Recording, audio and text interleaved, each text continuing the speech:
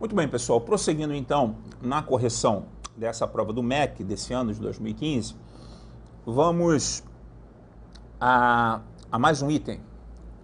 Agora, já relativo ao Poder Judiciário e às funções essenciais da Justiça, afirma que a autonomia administrativa é garantida constitucionalmente ao Ministério Público e à Defensoria Pública, mas não à Advocacia Pública. Isso está corretíssimo, né? Você pode perceber no artigo 131 que, efetivamente, quando a Constituição trata da advocacia pública, ela não garante ali autonomia. Fala da Advocacia Geral da União, fala um determinado parágrafo sobre a Procuradoria da Fazenda Nacional, mas não atesta constitucionalmente a garantia da autonomia, né, administrativa. Portanto, não tem orçamento próprio, participa das cotas orçamentárias estabelecidas pelo Executivo. A questão número 8, o item número 8, ainda sobre o Poder Judiciário e funções essenciais da Justiça, reza o seguinte: a cláusula de reserva de plenário, só um minutinho, certo? A cláusula de reserva de plenário determina que somente pelo voto da maioria absoluta dos membros do tribunal ou do respectivo órgão especial pode ser declarada a inconstitucionalidade de lei ou ato normativo do poder público. Ora, sem dúvida, a gente está cansado de estudar, né, o artigo 97 da Constituição, que traz a cláusula de reserva de plenário. A maioria absoluta do órgão especial do plenário do tribunal é imprescindível, como regra geral, né? A exceção se dá se houver precedente daquele assunto, daquele mesmo caso concreto, já julgado por órgão especial pelo plenário daquele tribunal ou pelo Supremo Tribunal Federal. Por outro lado, a súmula vinculante número 10 sequer admite que um órgão fracionário afaste a incidência de uma lei por entender inconstitucional sem o precedente ou sem os precedentes existentes. Seja como for, é certa essa assertiva de número 8.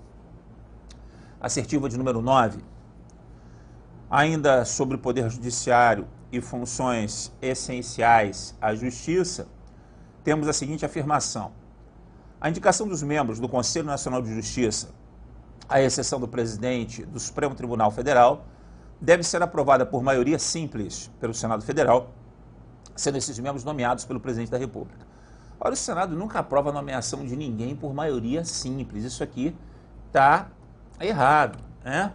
Então, nós temos o artigo 103b, que no seu parágrafo 2º afirma que os demais membros do Conselho serão nomeados pelo presidente da República depois de aprovada a escolha pela maioria absoluta do Senado Federal, redação dada pela Emenda Constitucional número 61 de 2009.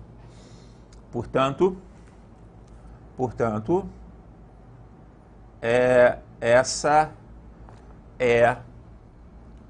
opção está errada. 10º item dessa provinha do MEC,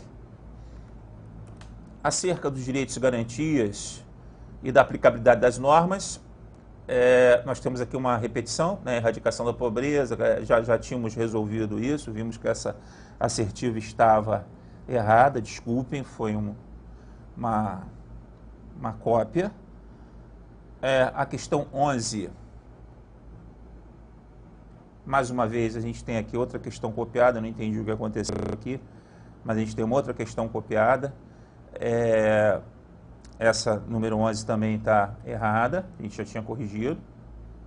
A de número 12 também foi copiada aqui, também essa está certa, né? São normas supraconstitucionais, supralegais. A de número 13, a gente teve aqui várias questões repetidas, depois eu vou corrigir isso. Mas vamos seguir. A de número 13 é inédita. A respeito da organização política e administrativa do Estado brasileiro, da administração pública e dos servidores públicos, julgue o seguinte item. Situação hipotética. João, ocupante de cargo efetivo em uma instituição federal de ensino superior, foi eleito prefeito de município situado no estado de Goiás. Tá. Em localidade próxima àquela em que exerce suas atribuições. Assertiva. Nessa situação, ao assumir o mandato, João deverá afastar-se do cargo federal, ainda que haja compatibilidade de horários, podendo optar entre a remuneração do cargo efetivo e a do cargo eletivo.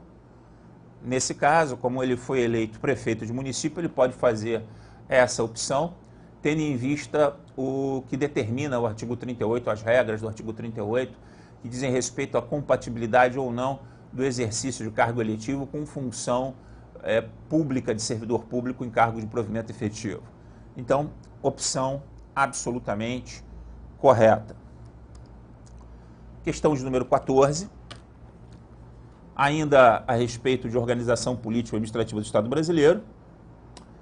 A assertiva afirma: o presidente da República tem competência para criar território federal. Mais uma vez está repetido, desculpem, não tem competência, a gente já respondeu isso, está errado. A questão número 15. Também está repetida, né? Também está certa. Meu Deus do céu. E a questão 16? Também está repetida, também está correta. Desculpem, houve alguma... Na hora que eu montei o arquivo, houve algum erro da minha parte aqui, mas de qualquer maneira, não desperdicei o tempo dos senhores. Encerramos a correção da prova do Ministério da Educação e Cultura e na próxima aula nós voltamos com mais uma provinha do CESP para vocês. Até já.